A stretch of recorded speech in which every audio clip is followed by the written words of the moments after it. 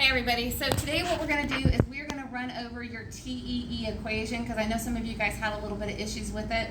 It's a little bit easier for me to just go ahead and do a video rather than try to type it all up and have you guys understand it all. So first thing we're going to do is I want you guys to come down and look at the book. So if you notice on page 285, this is where you're going to have all of your different prediction equations. So what you need to do is you need to find your gender and your age. So if you'll notice, males 8 to 13, 3 to 18, and then males 19 and older, and the same thing with our females. Because I'm showing you guys an equation, I went ahead and just went with females above the age of 18 or 19, and we're going to go ahead and use this equation. This is also the location where you're going to find your physical activity level as well. So you'll notice where it says sedentary, low, active, or very active.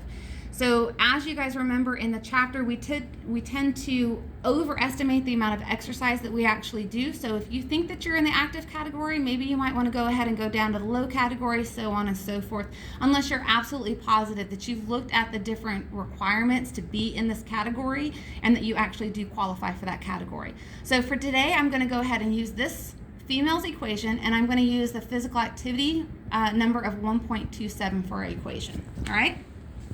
Next thing that we need to do is we need to make sure that we understand how we're converting a lot of our numbers into the equation. So you guys already know a lot of times we have to go ahead and take our pounds and put it into kilograms. So just as a reminder, we take our weight into pounds divided by 2.2. So our example is if you weigh 150 pounds, divide by 2.2, you're going to be 68 kilograms. The other thing that equation does is a little bit different. Normally we do height into centimeters. This one is actually going to be in meters. So your book has the exact same equation too.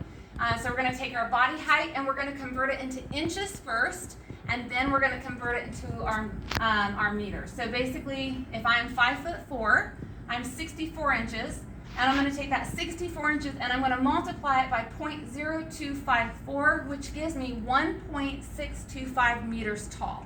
All right. So all of this information is basically going to come over here into our TEE equation. I already have it written up on the board, and basically what we're going to do is we're going to work through the whole entire thing together. So again, I went ahead and put in my information. So 41 years old, my physical activity level is 1.27, my weight in kilograms, and then my height in meters. So basically what we're going to do is run through the whole entire thing. So as you remember from math class, you always work what is in your parentheses first. So we're going to take everything else and just drop it down. So we're going to say 3, 5, 4 minus, and again, if we work what is in our parentheses, that is going to give us 283.31 plus, we don't do anything with our PAL yet, so we're just going to drop that down, 1.27, because we're working what's in these parentheses first.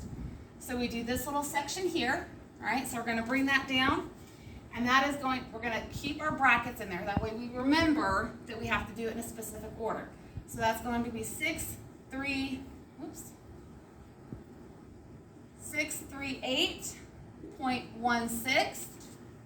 We're going to add our next set of parentheses right here.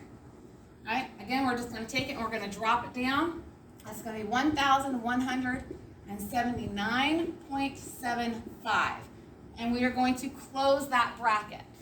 So again, I'm not great at math, so I like to keep everything all in a line and work all of my parentheses and brackets first. I know sometimes it takes an extra step, but it helps keep me nice and organized. So because of the fact that I still have brackets, we're going to continue to just drop everything down. So 3, 5, 4 minus 283.31. So again, just dropping them down, plus my PA, 1.27. And now I can work this section right here. We're bringing this number down together. So basically, we're going to be able to multiply 1,817.91. Now we have everything kind of worked out. The next thing we need to do when we're looking at order of operations, we're going to go ahead and we're going to do our multiplications first. So again, another line, we're going to go ahead and drop it down. 3, 5, 4 minus 283.31 plus our multiplication right here, because we have to get rid of those brackets and we have to get rid of those parentheses first, which gives us 2,308.75. So at this point in time, you have no more brackets, you've got no more parentheses, so now everything is nice and clear. We can literally work left to right. So when we take 354 minus 283.31 plus 2,308.75, it gives us 2,379.4 calories per day that I should be consuming for my total energy expenditure based on the level of activity that I have.